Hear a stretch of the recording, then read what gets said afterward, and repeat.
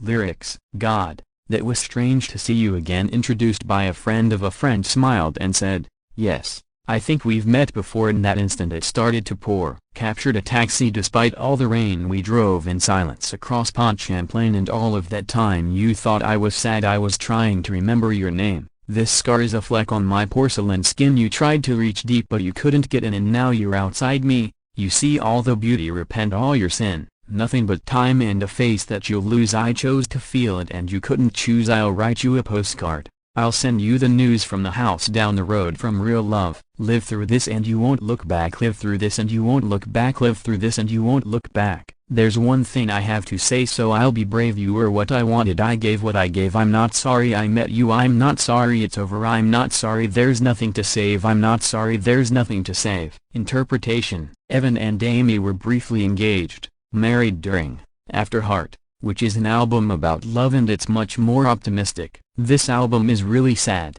bittersweet, I'd say. This song sets the exact tone for the rest of the album. I have felt this, my next door neighbor has felt this.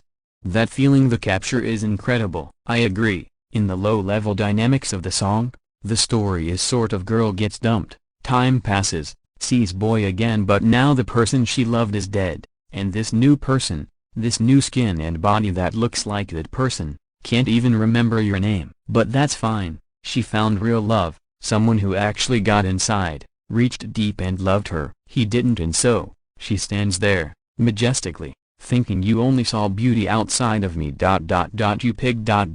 Repent all your sin. And I'll send you a postcard from the house down the way. From real love.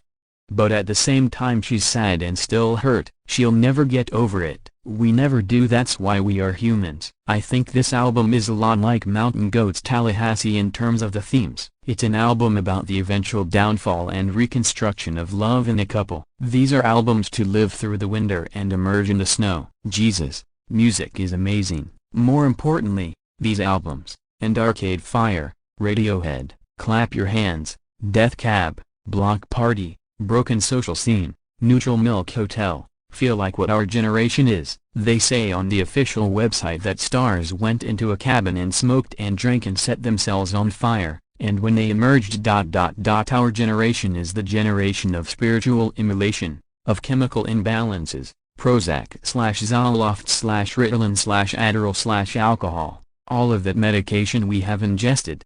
These bands represent musically what we are. They are the music of our generation.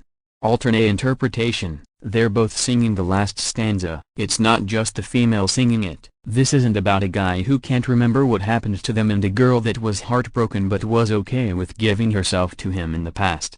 They both gave themselves to each other, and they both have nothing left to say, save, and they're both not sorry. This is a mutual acknowledgement from both people that they had this thing in the past, and it didn't work out. Don't forget the title of the song.